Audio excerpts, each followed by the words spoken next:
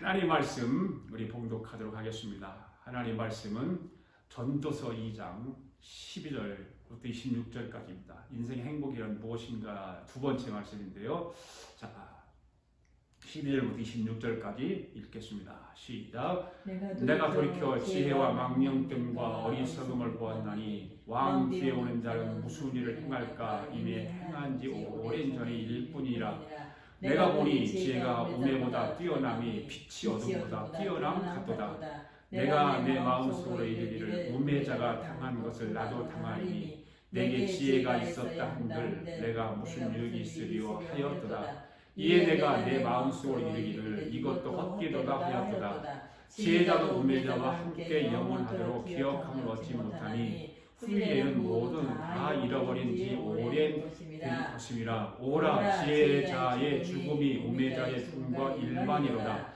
이러므로 내가 사는 것을 미워하노니 이는 해 아래서 하는 일이 내게 괴로움이요 모두 다 헛되어 바람을 잡으려는 것이기 때문이로다. 내가 해 아래서 내가 한 모든 수고를 미워하였노니 이는 내 뒤를 이에게 남겨주게 됨이라. 그 사람이 지혜자일지 우매자일지야 누가 알랴라는 내가 해 아래서 내 지혜를 다하여 수고한 모든 결과를 그가 다 관리하리니 이것도 헛되도다.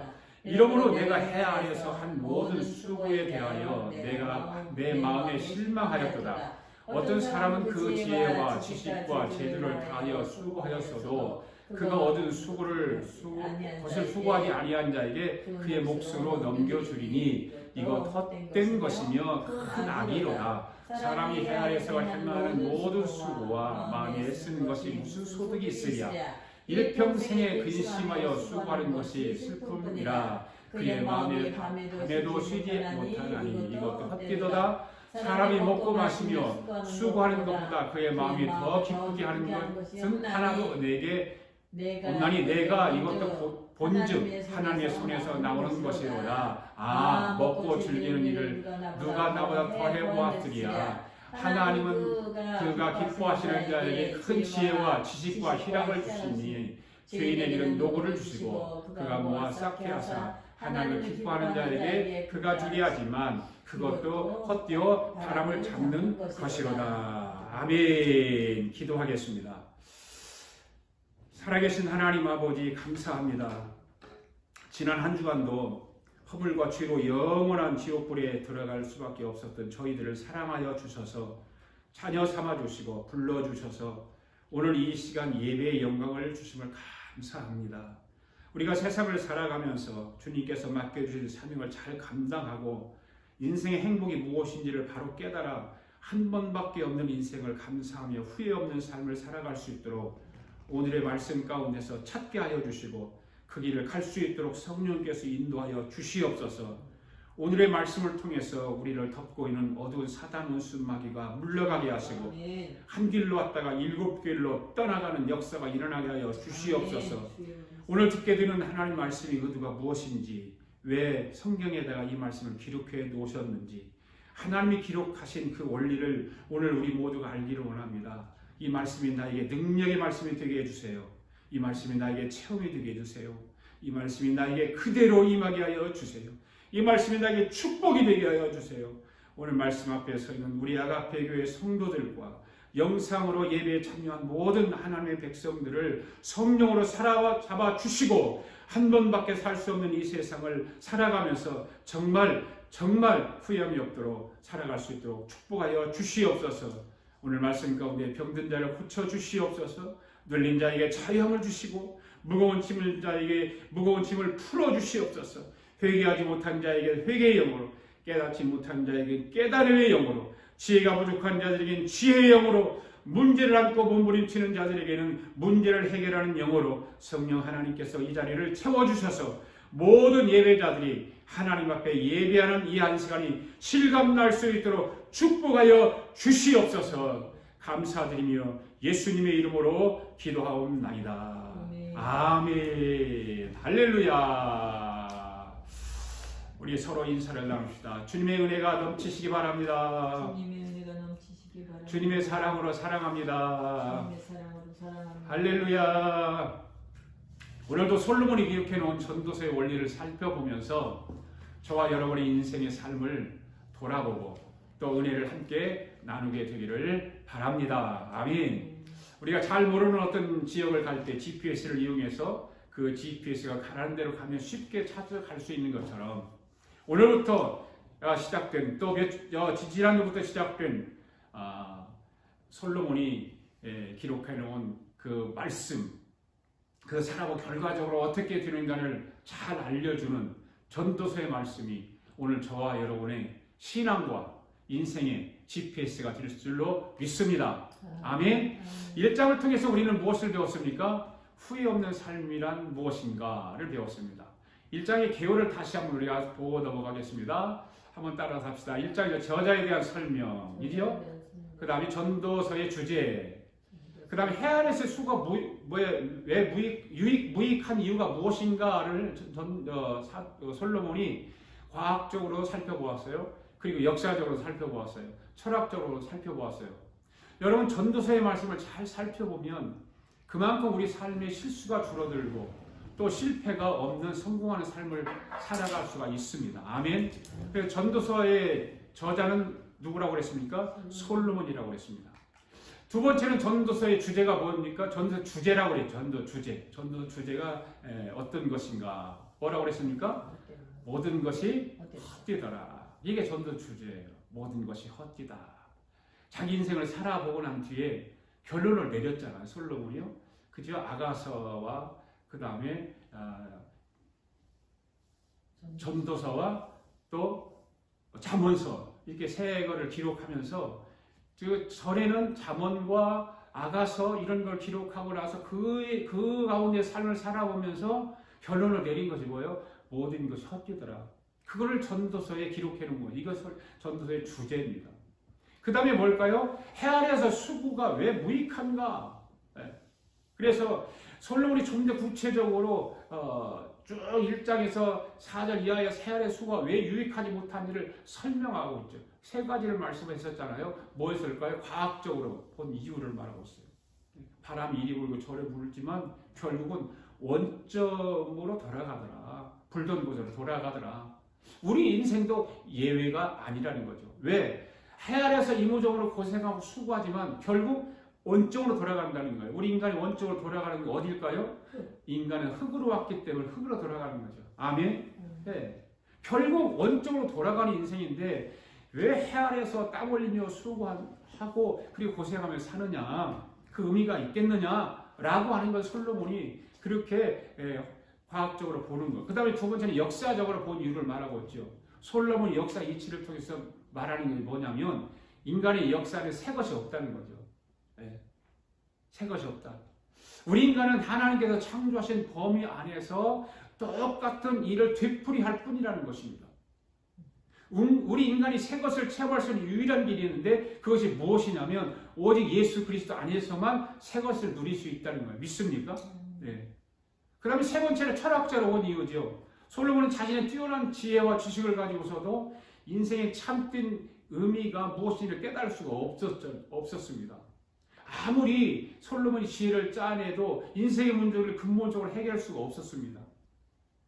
역사적으로 보면 많은 철학자들이 똑같은 질문을 가지고 괴로워했던 것을 우리는 다 알지 않습니까? 우리 인생이 어디서 와서 어디로 흘러가는가? 왜 사는가? 그러나 아무도 그것에 대한 것을 속 시원하게 해답을 해주지 못했어요. 철학자들이. 그 해답을 찾을 수가 없었어요. 결과적으로 이 철학자들이 답은 뭐였다고 그랬어요? 모른다. 그러니까 얼마나 괴로웠겠어요. 솔로몬은 똑같은 말을 하고 있어요. 내가 해 아래에서 행하는 모든 일을 본즉 다 헛되어 바람을 잡으려는 것이로다 라고 하는 거예요. 네. 생의 의미를 알기 위해서 해 아래에서 모든 수구를 다 살펴보았습니다. 그러나 살펴보았지만 헛되어 무엇을 잡으려는 것 같다? 바람을 잡으려는 것 같다. 그렇게 결론을 내린 거예요. 우리는 1장에서 솔로몬이 말하고 있는 것 가운데 한 가지 배워야 할 사실이 있습니다. 그것은 뭐냐? 성도로서 이 세상과 말씀에 대한 어떤 태도와 자세를 가져야 하는가? 이 세상을 살아가면서 세상과 말씀에 대한 태도, 어떤 태도를 가져야 할까? 그것은 곧 탁월한 지혜를 가진 자임에도 불구하고 세상과 말씀과 자신의 삶 전체를 아우르는 깊은 통찰과 묵상을 게을리지 않았던 솔로몬처럼 우리 성도들 역시 그렇게 해야 한다 그 말이에요. 아멘. 사도 바울이 디모데후서에서 자기 일생을 다 보내고 난 뒤에 고백했던 이제 후로는 나를 위하여 의의 멸류관이 예비되었다라고 한 것처럼 해 아래서 육신의 수고는 헛되지만 주 안에서의 수고는 우리를 영화로운 길로 인도해 주시는 줄 믿습니다. 의의 멸류관이 예비되었다고 하는 것을 우리는 믿으시기 바랍니다. 지난주에 살펴보았던 제2장은 뭐였을까요? 후회 없는 삶이란 무엇인가? 그것을 1장에서 살펴보았고 2장에서는 뭐였죠? 인생의 행복이란 무엇인가? 1장에서 지난주일날 우리가 살펴보았죠. 그 2장의 개요가 어떻습니까? 1절에서 11절까지 쾌락의 나라, 지난주에 살펴보았던 거죠. 오늘 살펴볼 것이 뭐냐? 지혜의 나라, 12절에서 17절, 18절에서 20절에서 23절에서는 재물의 나라. 이렇게 솔로몬이 인생의 행복이 무엇인가를 알아보기 위해서 쾌락의 나라도 다녀봤고 지혜의 나라도 다녀봤고 재물의 나라도 들어가 봐서 다 살펴보았어요. 그런데 거기서 인생의 진정한 행복이 없었다고 말해요. 그런데 24절, 26절에서 솔로몬이 깨달은 행복을 말하고 있는 거예요. 네. 지난주일에는 그래서 쾌락의 나라에서 살펴보았습니다. 여러분, 행복을 가져다는 파랑새 두 어린아이가 꿈속에서 행복을 가져다주는 파랑새를 찾아 먼 길로 떠났어요. 그 파랑새가 자기들에게 행복을 가져다주는 줄 생각했던 거죠. 그 아이들은 사람들이 일러주는 대로 이것저것 찾아다니면서 파랑새가 여기 찾아봅니다. 부지런히 다니면서 파랑새를 찾아보았지만 그 어디에서도 자기들이 원하던 파랑새를 찾지 못했습니다. 꿈에서 깨어났어요. 아침이 되었어요. 잠에서 깨어났습니다. 두 아이는 깜짝 놀랐어요. 왜냐하면 그동안 자기들이 세상에 기르고 있던 산비둘기의 깃털이 그날따라 유난히도 파랗게 보이더라는 것입니다. 이 이야기를 통해서 행복의 파랑새는 멀리 있는 것이 아니라 언제나 우리 곁에 가까이 있다는 것을 일깨워주는 동화 이야기라고 하는 거죠. 네. 많은 사람들이 행복을 멀리 있는 줄로 생각합니다. 그러나 행복은 멀리 있는 것이 아닙니다. 언제나 우리 가까이에 있는 것입니다. 할렐루야. 솔로몬이 전도서 2장에서 일깨워주는 바가 바로 이점이에요. 솔로몬은 행복을 찾기 위해서 여러 곳을 찾아다닙니다. 행복이 있을 것이라고 생각하는 모든 것을 두루 다니면서 행복을 찾으려고 노력합니다. 솔로몬이 제일 먼저 찾아가는 곳이 어딜까요? 쾌락의 나라죠. 거기 가보니까 아주 값비싼 남자들이 술 좋아하는 남자들이 땡기는 값비싼 술 많이 있었어요. 막 땡기는 거죠. 웅장한 저택도 있었어요. 멋진 정원도 있었습니다. 그리고 수많은 노래하는 남녀들이 있었고 아름다운 여성들도 있었습니다. 처음에는 솔로몬은 자기가 찾던 파랑새를 거기서 찾은 줄로 알았어요. 쾌락의 나라에서 찾은 줄로 생각했어요. 그러나 거기에 날아다니는 새를 잡아서 손에 쥐고 보니까 파랑새가 아니었어요. 엉뚱한 색깔의 새였습니다. 솔로몬이 이 쾌락 속에서 인생의 참된 행복을 찾을 수 없었습니다. 그것이 우리가 지난주에 살펴보았던 1장 1절에서 2장 1절에서 11절까지 내용이 말씀이죠. 그 다음에 오늘 우리가 살펴보려고 하는 내용이에요. 솔로몬은 지혜의 나라를 찾아갔습니다. 과연 그곳에는 찬란하게 빛나는 아름다운 새가 날아다니고 있었습니다. 과연 그래서 솔로몬은 내가 찾는 그런 새를 찾았구나. 내가 바라던 새를 잡았구나. 이렇게 생각하며 솔로몬은 그 새를 잡아서 새장에 넣었습니다. 그러나 얼마 가지 않아서 그 새장에 들어있는 새가 죽어버리고 말았습니다. 무슨 의미가 있겠습니까? 또 헛수고를 하고 말한 것입니다. 이것이 12절에서 17절까지 내용의 말씀이죠. 마지막 세 번째는 재물의 나라. 솔로몬은 재물의 나라를 찾아다녀왔습니다. 가다 보니까 그것은 모든 것이 풍요로웠습니다. 없는 것이 없었습니다. 자기가 갖고 싶은 것 다 있었고 자기가 요구하는 것, 자기가 모든 바라는 것이 다 있었습니다. 정말 없는 것이 없었습니다. 그러나 솔로몬은 풍성한 물질의 나라 그 어디에서도 행복한 파랑새를 찾지 못하고 다시 원점으로 돌아왔습니다. 그거 18절에서 23절까지 말씀입니다. 그제서야 솔로몬은 아주 소중한 진리 한 가지를 발견하게 되죠. 행복은 멀리 있는 것이 아니라 언제나 바로 곁에 있다는 것입니다. 솔로몬이 이걸 발견하게 되죠. 무엇을 먹고 무엇을 마시고 무엇을 하든지 간에 마음의 즐거움을 가지고 기쁜 마음으로 감사한 마음으로 살아가는 것이 최고라고 하는 것을 깨달았습니다. 바로 그것이 행복이더라는 것입니다. 그러면 우리 인간의 마음속에 심령의 낙을 주시는 분이 누구일까요? 바로 하나님이에요. 그것을 자기 마음에 기쁨을 주고 낙을 주는 분이 바로 하나님인 것을 솔로몬이 깨닫게 된 것입니다.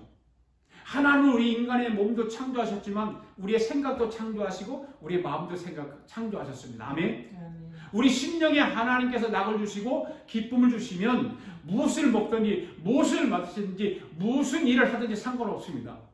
우리 마음속에 깊은 평강이 찾아오기 때문입니다. 이것이 결론적으로 뭐예요? 진정한 행복의 나라에 대해서 24절에서 26절까지 말씀이 기록되어 있는 거예요.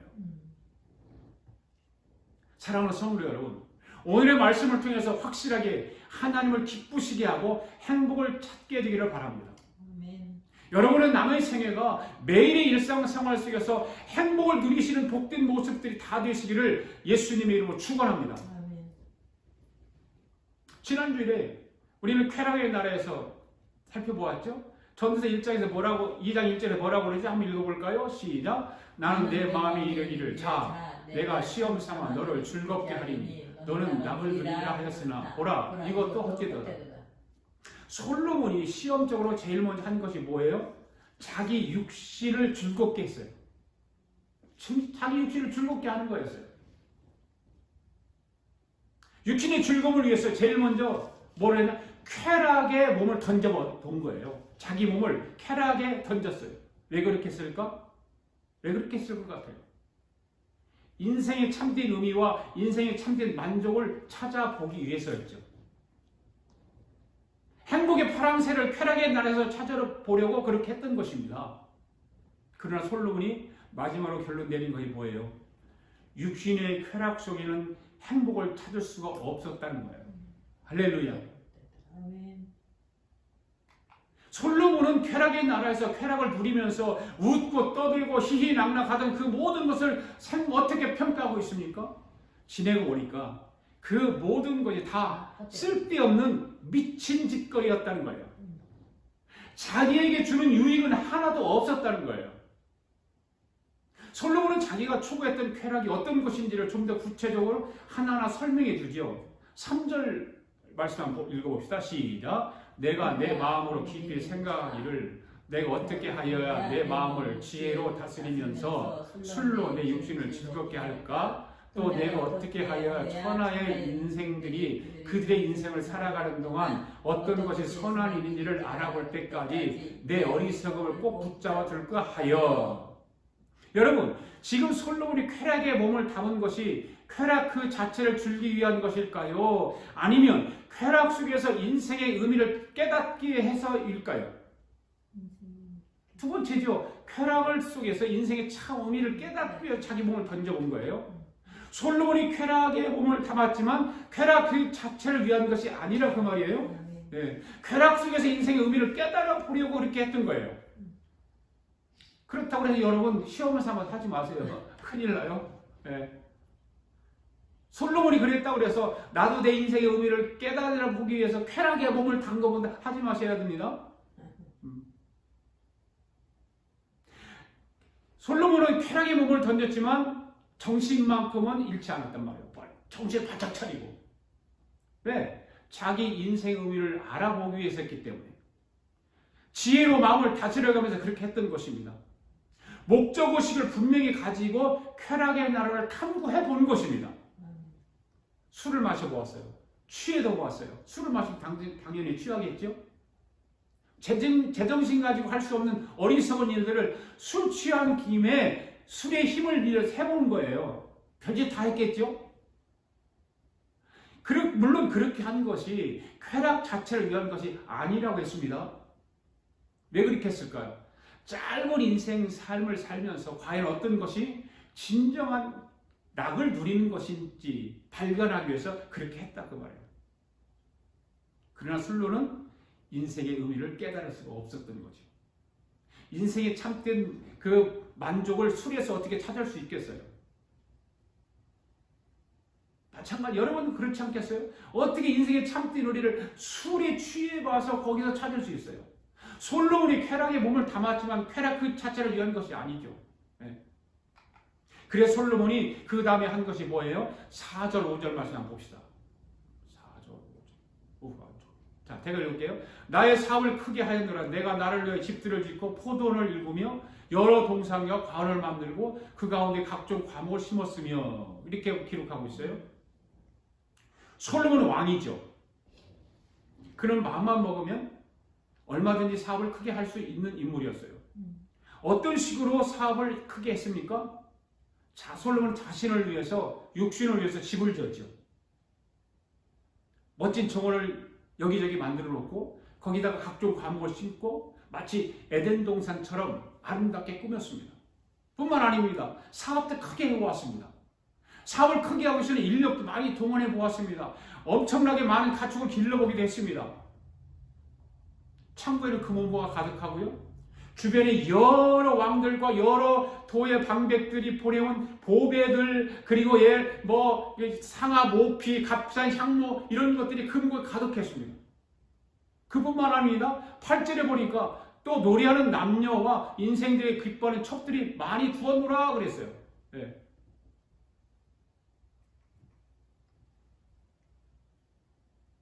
소위 말하는 왕의 기쁨조들이에요. 엄청나게 많은 기쁨조들이 그에게 있었습니다. 그래서 솔로몬이 처가 몇 명이라고 그랬죠? 700명. 처가 700명. 첩이 몇 명이라고 그랬어요? 300명. 1000명의 여자를 거느리고 살았던 거예요. 솔로몬이. 대단하죠?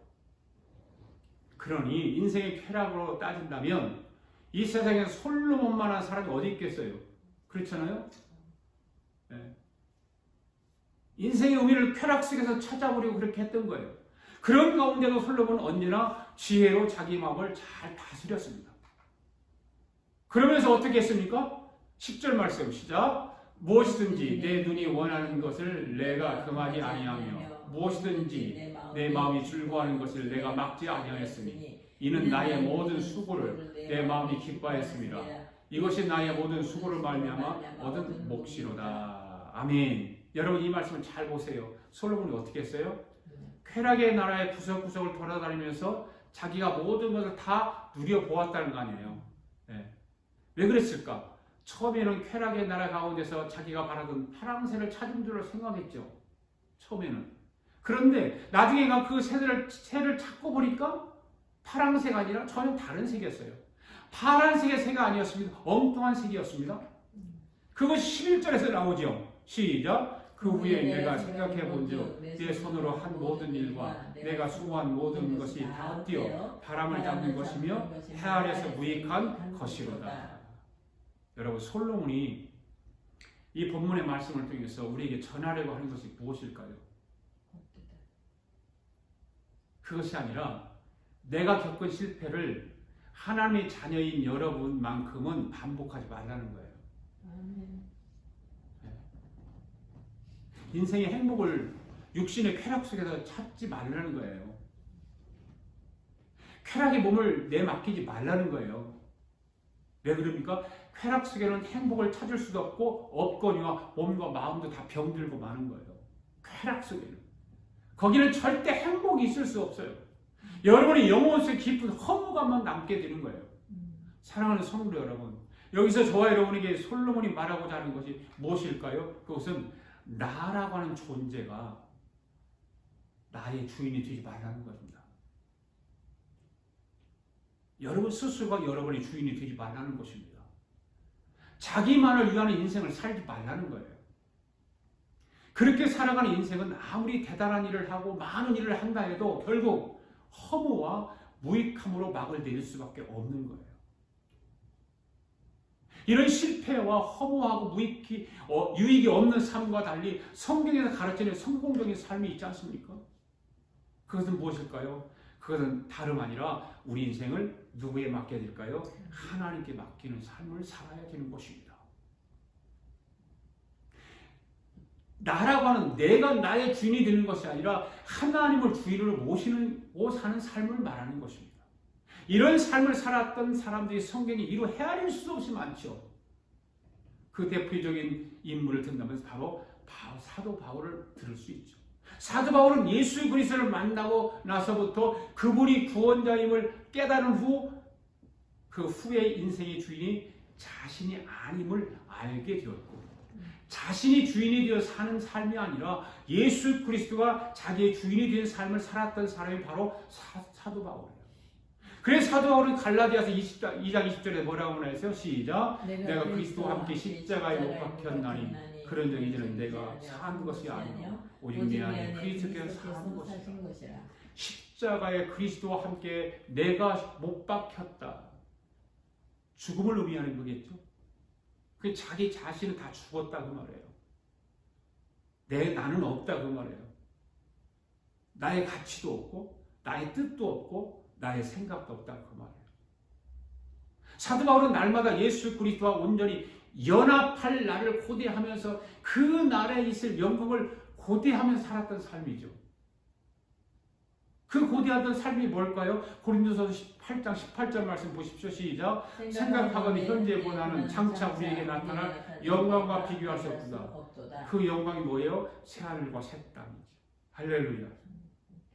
주님의 보좌에 있는 그것을 바라보니 현재 고난은 우리에게는 아무것도 아니라는 거예요. 그 나타날 영광이 크기 때문에. 사도 바울은 우리 주님과 연합할 날을 고대하며 그날의 영광과 비교의 얼씀을 고백하면서 그는 자신이 주님을 위한 선한 싸움을 싸웠고 믿음을 지켰고 주님께서 자신을 위해 그래서 의의 면류관을 예배에 두었다고 증언하고 있는 거예요. 할렐루야. 그러므로 사랑하는 성도 여러분, 저와 여러분의 인생이 내 것이라고 생각하지 않기를 바라요. 내 것이 아니에요. 여러분, 내가 산다고 내 인생이 내 것이 아닙니다. 나는 부족해도 연약하도 하나님께서 내 삶의 주임을 믿고 그분께 나 자신의 전생애를 맡기고 순종하며 헌신하는 자의 삶은 행복한 참된 인생을 살아갈 수 있음을 믿습니다.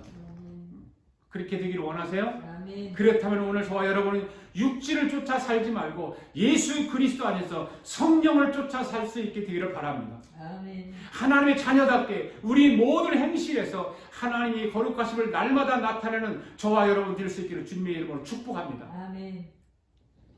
자, 지난주까지 살펴본 내용이에요. 오늘은 두 번째, 인생의 목표는 무엇인가? 두 번째입니다. 솔로몬은 두 번째 어디를 찾아가 봤을까요? 두 번째 지혜의 나라를 찾아가 봤죠. 12절 말씀 한번 읽어보겠습니다. 시작. 내가 돌이켜 지혜와 명령됨과 어리석음을 보았나니 왕의 뒤에 오는 자는 무슨 일을 행할고 행하지 오랜 일일 뿐이로다. 솔로몬이 쾌락의 나라에서 바랐던 행복의 파랑새를 찾지 못했어요. 쾌락의 나라에서. 이제 방향을 바꿨습니다. 어디로 갔어요? 지혜의 나라로 들어가 왔습니다. 그곳에서 지혜에 대해서 깊이 탐구해 봅니다. 지혜를 좀 더 깨닫기 위해서 지혜의 정반대가 되는 망령됨과 어리석음도 보았다고 그러잖아요. 네. 얼마나 철저하게 지혜의 나라를 탐구했더니 그는 12절 하반부에서 이런 말로 자기가 지혜의 나라를 세밀하게 조사해 보았다고 말하고 있죠. 내 뒤에 누가 와서 이 지혜의 나라를 탐구한다 할지라도 내가 시도한 이상으로는 할 수 없을 것이다. 얼마나 솔로몬이 많은 지혜를 탐구했으면 내 뒤에 오는 사람은 이보다 더 이상 할 수 없다는 거죠. 대단한 거죠, 솔로몬이요. 그만큼 철저하게 지혜의 나라를 살펴보았던 것입니다. 솔로몬이 그리고 느낀 소감이 무엇이었습니까? 13절 보십시다. 시작. 내가 보건대 지혜가 우매보다 뛰어남이 빛이 어두움보다 뛰어남 같도다. 할렐루야. 빛이 어두움보다 확실한 나은 것처럼 지혜가 우매보다 좋다는 거예요. 뛰어난 것은 확실합니다. 계속해서 14절 말씀 시작. 지혜자는 눈이 밝고 그 머릿속에 있고 우매자는 어둠 속에 다니지만 그들 모두가 당하는 일이 반인 줄을 내가 깨닫고 그러지. 확실히 지혜가 좋은 점이 있죠. 과연 내가 바라던 행복의 파랑새를 드디어 찾았구나라고 생각하면서 솔로몬은 그 새를 잡아서 새장에 넣었어요. 그 얼마 만에 죽어버렸어요. 그 무슨 의미가 있어요? 솔로몬은 그것을 지혜자나 우매자나 결국에 가서는 그 당하는 일 모두 똑같다는 거예요. 할렐루야. 그걸 깨달은 거예요. 그것을 깨닫고 솔로몬 마음에 어떻게 이렇게 생각하는지요. 15절 말씀. 시작. 내가 내 마음속으로 이르기를 우매자가 당한 것을 나도 당하리니 내게 죄가 있다 한들 내게 무슨 유익이 있으려 하였도다. 이에 내가 내 마음속으로 이르기를 이것도 헛되도다 하였도다. 아멘. 지혜로운 나도 결국에 가서는 우매자가 당하는 일을 당하는데 무엇을 하려고 애쓰고 수고하고 노력하면서 지혜를 더 하려고 발버둥 섰던가. 지내고 보니까 다 헛된 일이었다는 거죠. 그러면 지혜자와 우매자가 똑같이 당하는 일이 무엇이냐 말이에요. 그 16절 말씀에 그렇게 기록되어 있죠. 시작. 지혜자나 우매자나 영원토록 기억함을 얻지 못하니 후일에는 다 잃어버린 지 오랜 것이미라. 오라 지혜자의 죽음이 우매자의 죽음과 일반이다. 여러분 지금 읽은 말씀은 어떤 말씀일까요? 지혜롭다 해서 보다 영원히 세상에 살 수 있을 수도 있는 것도 아니고, 그죠? 지혜롭다고 해서 영원히 세상에 살 수 있는 것도 아니고, 큰 부와 권력을 가졌다 해서 영원히 살 수 있는 것도 아니라는 거예요. 여러분 박사라고 해서 오래 사는 것이 아니고, 돈을 많이 가지고 있다고 해서 오래 사는 것도 아니고, 권력을 가지고 있다고도 오래 사는 것이 아니고, 대통령이 되었다고 오래 사는 것도 아니고, 대통령은 미국은 4년이고 우리나라는 5년밖에 안 돼요. 영원히 권력을 갖지 못해요. 5년이면 끝나요. 우리나라 같은 경우에는. 지난 우리나라 5년, 내일 모레 이제 새로운 대통령이 취임을 하지 않습니까? 지난 5년 동안 그들은 영원히 자기들이 정권을 잡을 줄로 생각했죠. 그래서 다 나라를 뒤집어 놔버린 거예요. 영원한 것이 아니에요. 영원히 가지고 있는 것이 아니에요. 그러면 어떻게 하는 것일까? 지혜자나 우매자나 똑같이 죽음에 굴복할 수밖에 없는 연약한 존재라는 것을 솔로몬은 깨닫게 된 것입니다. 여러분 우매자는 죽습니까? 안 죽습니까?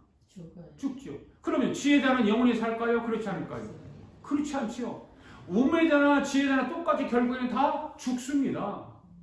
죽고 나면 지혜자나 우매자나 사람들이 기억해요, 안 해요? 안 해요. 사라져요, 기억 속에서.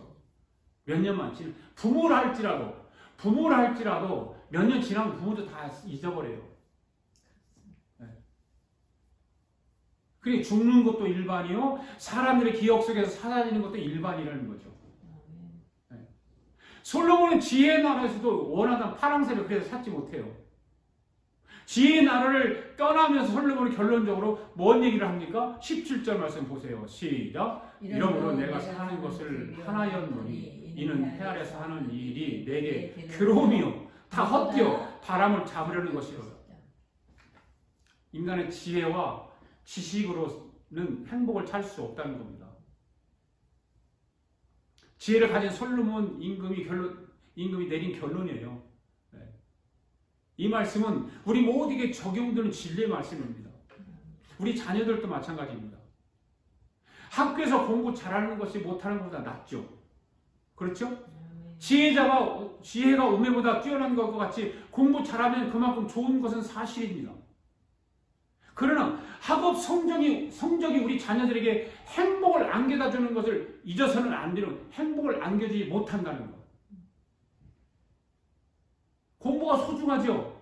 그러나 공부 자체가 행복을 결정짓는 것은 아니라는 것입니다. 우리 자녀들에게 공부도 소중하고 좋은 대학 들으면 더 소중합니다. 그러나 하나님 제일주의를 가르쳐야 되는 것입니다. 그 심령 속에, 그 머리 생각 속에 하나님 제일주의를 심어줘야 되는 것입니다. 거기에 행복이 있는 것입니다. 자녀들의 장래가 거기에 있는 것입니다. 신앙으로 살아갈 수 있도록 하나님을 경외하는 것을 어릴 때부터 가르쳐줘야 하는 것입니다. 아멘. 아멘.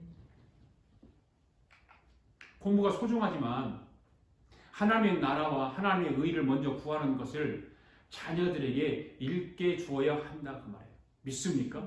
그래야 우리 자녀가 후회하지 않는 삶을 살아가요. 실패하지 않는 삶을 살 수 있어요. 행복한 삶을 누릴 수 있어요. 아멘. 아멘.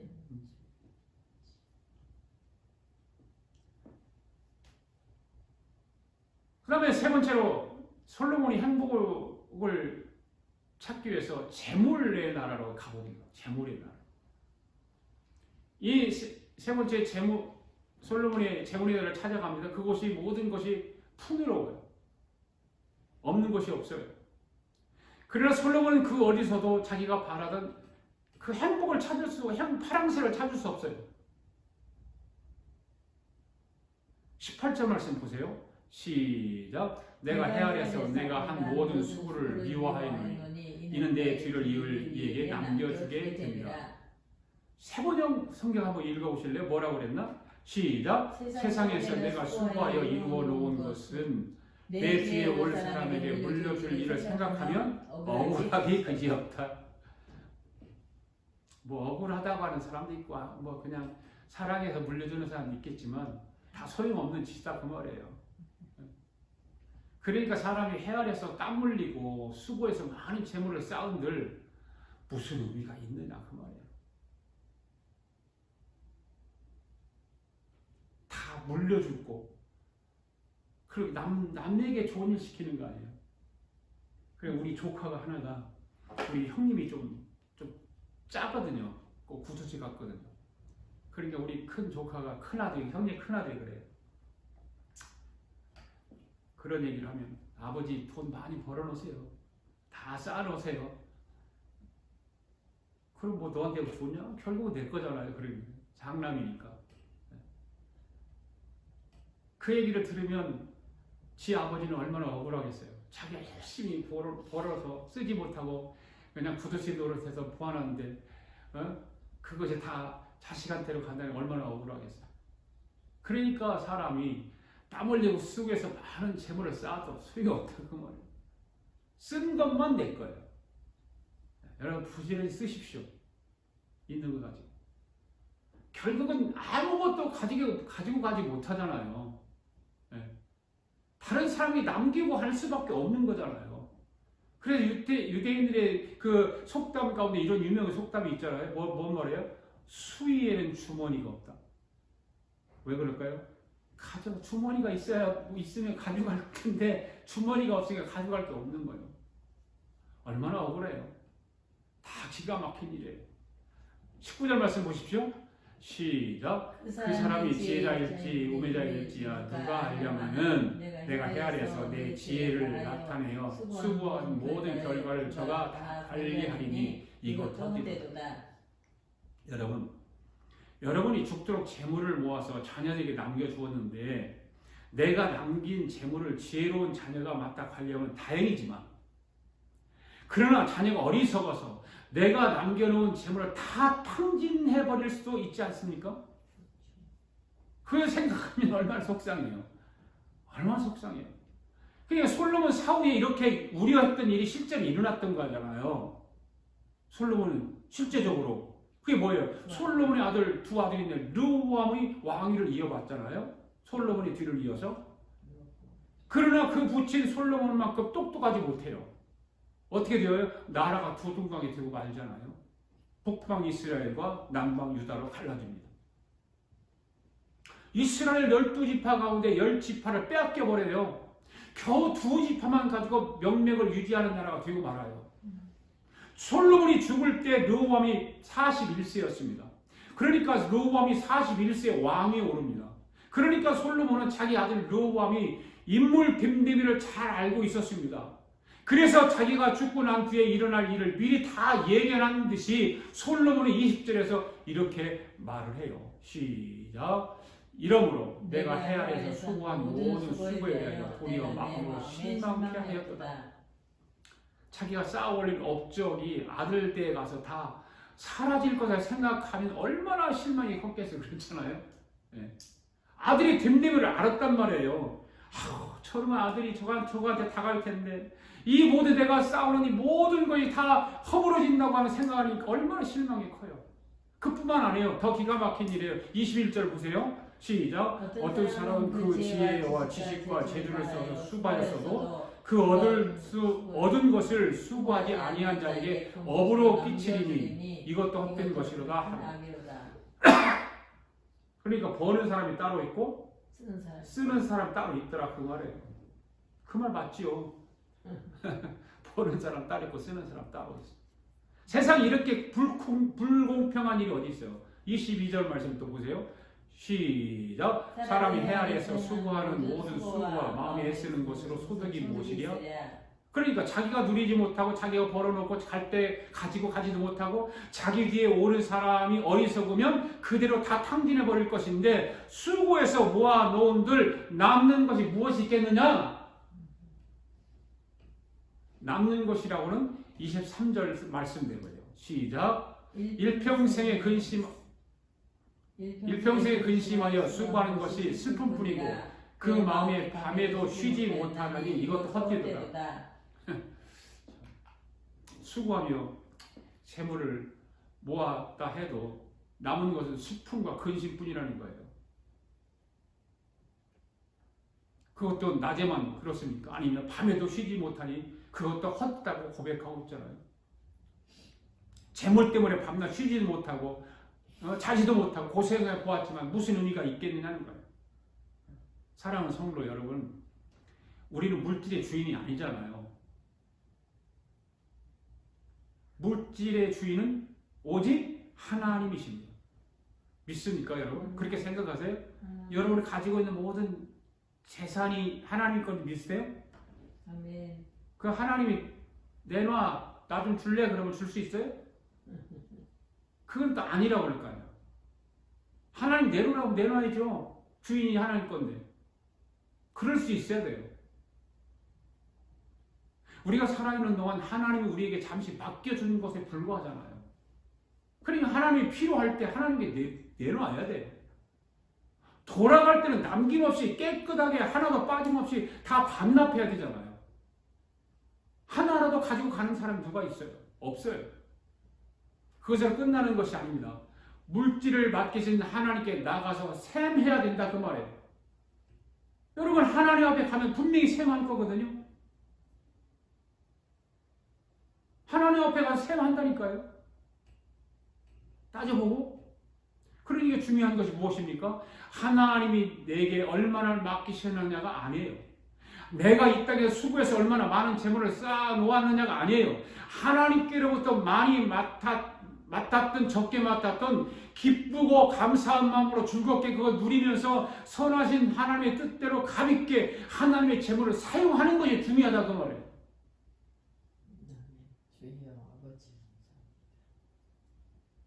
물질의 선한 청지기가 다 되세요. 아멘. 아멘. 예수 이름으로 축원합니다. 아멘. 물질의 선한 청지기가 되자. 시작. 물질의 선한 청지기가 되자. 아멘. 그럼 네 번째, 솔로몬이 깨달은 행복은 그럼 과연 무엇일까? 쾌락의 나라도 가봤잖아요. 그러면 또 지혜의 나라도 가봤잖아요. 그 다음에 물질의 나라도 가봤어요. 근데 거기 가도 자기가 생각해도 행복은 없어요. 그러면 솔로몬이 깨달은 것이 무엇일까? 소중한 진리를 하나 깨닫죠. 그게 24절의 말씀이에요. 시작. 사람이 먹고 마시며 수고하는 가운데 심령으로 남을 누리게 하는 것보다 내가 이것도 본즉 하나님의 손에서 나는 것이다. 아멘. 누구의 손에서 난다? 하나님의 손에서 난다. 여러분 인간이 먹고 마시고 수고하는 것은 사람의 일상생활이에요. 일상생활이에요. 아멘. 지극히 평범한 일입니다. 일상생활 속에서도 얼마든지 행복을 찾을 수 있어요? 없어요? 있다 그 말이에요. 이 말씀은. 그것을 모르고 솔로몬은 엄청 곳을 찾아다녔다는 거예요. 행복을 찾으려고 했지만 찾지 못했다는 거예요. 여러분, 성도 여러분, 여러분의 최고의 삶이 무엇이라고 생각하세요? 여러분 무엇이라고 생각하십니까? 최고의 삶. 무엇을 하든지 무엇을 먹고 마시든지 즐겁고 감사한 마음으로 하면 그것이 최고의 삶인 줄 믿습니다. 그것이 최고의 삶이에요. 최고의 행복한 삶이에요. 그것이 바로 행복한 삶이라는 거예요. 솔로몬이 그것을 깨달은 것입니다. 여러분도 그렇게 되기를 바랍니다. 그걸 깨닫게 되기를 바라요. 그러면 우리 마음속에 낙을 주는 누구예요? 인생의 복은 하나님의 손에 달려있죠. 인생의 행복은 하나님의 손에 달려있어요. 하나님의 은혜를 베풀어 주셔야 하는 거예요. 내가 헤아려서 수고한다고 해서 행복을 찾을 수 있는 거 아니에요. 하나님을 경외하고 하나님을 기쁘게 해드리고 하나님 제일주의로 살아가면 하나님이 우리 마음속에 심령에 낙을 주신다고 그랬잖아요. 아멘. 아멘. 그 말씀대로 우리가 살면 돼요. 그렇게 살아갈 때 무엇을 하든지 무엇을 먹고 마시든지 우리 마음속에 깊은 평강이 넘칠 줄로 믿습니다. 이게 성경이 가르치는 거예요. 솔로몬이 우리에게 오늘 가르쳐주고 있는 말씀이에요. 그것이 바로 행복이다 그 말이에요. 그래서 하박국 선지자는 하박국 3장 17절 18절에 뭐라고 그래요? 시작! 비록 무화과 나무가 무성하지 못하며 포도나무에 열매가 없으며 감람나무에 소출이 없으며 밭에 식물이 없으며 우리 양이 없으며 우양간에 소가 없을지라도 나를 여호와를 인하여 즐거워하여 나의 구원의 하나님을 인하여 기뻐하리라. 할렐루야! 아멘. 할렐루야. 감사합니다. 무엇을 먹든지 무엇을 마시든지 무엇을 하든지 간에 하나님이 나와 함께 하시고 내 마음의 심령에 낙을 주시면 얼마든지 행복하게 살 수 있습니다. 할렐루야. 사랑하는 성도 여러분, 오늘 저와 여러분의 인생은 하나님을 떠나서는 결코 행복을 누릴 수 없습니다. 하나님께로부터 은혜를 받지 못하면 아무리 좋은 음식을 먹고 크게 한다 할지라도 마음에 평안이 없습니다. 거기 무슨 낙이 있겠습니까? 해 아래서의 숲으로 인생의 행복을 찾을 수 있다면 이 세상에 솔로몬만한 인물이 어디 있겠어요? 25절 말씀 보십시다. 먹고 즐거워하는 일이 누가 나보다 승하냐? 해보았으랴. 여보세요. 여러분 보세요. 솔로몬만큼 저 말씀드려요. 아, 먹고 즐기는 일을 누가 나보다 더 해보았으랴? 없다고 봐요. 세상에. 이 세상에는 그렇게 돈이 많고 뭐 빌 게이츠가 있고 누가 있고 뭐 그 트럼프가 있고 트럼프 돈 많다고 그러잖아요. 그런 사람 대통령까지 해본 사람인데 그 사람들 향해서 솔로몬이 뭐라고 아 먹고 즐기는 일을 누가 나보다 더 해봤으랴. 그 말은 뭔 말이에요? 먹고 즐기면서도 행복을 찾지 못했다 그 말이에요. 거기에 행복이 있는 줄 알고 거기에 파랑새가 있는 줄 알고 가봤는데 없더라고 말이에요. 그래서 솔로몬이 어떻게 결론을 내려? 26절 시작. 하나님이 그 기뻐하시는 자에게는 지혜와 지식과 희락을 주시나 죄인에게는 노고를 주시고 저로 모아 쌓게 하사 하나님을 기쁘게 하는 자에게 주게 하시니 이것도 헛되어 바람을 잡으려는 것이로다. 하나님은 하나님이 기뻐하시고 사랑하시는 자, 하나님이 마음에 드는 사람에게 무엇을 주세요? 지혜도 주시고 지식도 주시고 희락도 주시고 심령의 낙도 주시고 모든 것 다 주신다. 할렐루야. 아멘. 그러나 하나님의 마음에 들지 않는 죄인에게는 무엇을 주세요? 오늘 보니까 노고를 주신다고 그랬어요. 심령의 낙이 없어요. 마음의 평안이 없어요. 이 땅에 죄인이 아무리 수고해서 재물을 쌓아놓아도 낙은 누리지 못하는 거예요. 행복하지 않은 거예요. 한번 따라합시다. 주여 내가 무엇을 바라리요? 주여 내가 무엇을 바라리요? 나의 소망은 주께 있나이다. 나의 소망은 주께 있나이다. 여러분 소망이 주께 있습니까? 아멘. 그 이 땅에서 받은 말은 돈 좀 모아보려고 받은 말. 소망은 주님께 있는 거예요. 사랑하는 우리 아가페 교회 성도 여러분, 인생의 행복을 어디서 찾으시겠습니까? 예수 안에서. 물질이 우리에게 참된 만족을 줄 알지만 그렇지 않아요. 오늘 저 여러분의 소망은 오직 주님께만 있음을 믿습니다. 나그네와 같은 짧은 인생길을 걸어가면서 우리가 행복하게 살 수 있는 비결은 오직 한 가지밖에 없어요. 오직 예수. 따라서 합시다. 오직 예수. 오직 예수. 오직 예수. 오직 예수. 그 한 분밖에 없다. 아멘. 우리 주님께서 우리 마음에 심령에 낙을 주실 때 무엇을 먹든지 무엇을 마시든지 무엇을 하든지 매일의 삶 속에서 주님으로 인해서 기뻐하고 주님으로 인해서 즐거워하고 주님으로 인해서 행복한 삶을 누릴 수 있는 거예요. 그래서 예수님께서 요한복음 14장 27절에 뭐라고 그래요?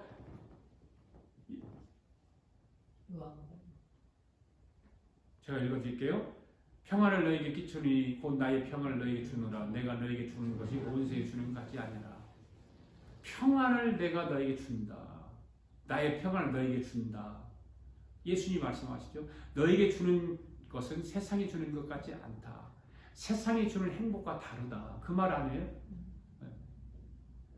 사람들은 세상에서 행복을 누릴 수 있다고 생각하고 그 행복을 찾으려고 발버둥치지만 예수님은 그렇지 않잖아요. 내가 너에게 주는 것은 세상이 주는 것 같지 않다. 내가 너에게 평안을 준다. 행복을 준다라고 말씀하고 있습니다. 평안은 세상이 줄 수 없습니다. 쾌락도 줄 수 없습니다. 지혜도 지식도 줄 수 없습니다. 재물도 줄 수 없습니다. 평안은 오직 우리 예수님만이 줄 수 있습니다. 우리 예수님만이 줄 수 있는 참된 평안이 이 시간 여러분 마음속에 충만하게 넘치게 되기를 바랍니다. 아멘. 아멘. 그래서 저와 여러분의 인생을 살아가는 동안 주님으로 인해서 매일 행복한 삶을 살아갈 수 있기를 예수 그리스도의 이름으로 축원합니다. 아멘.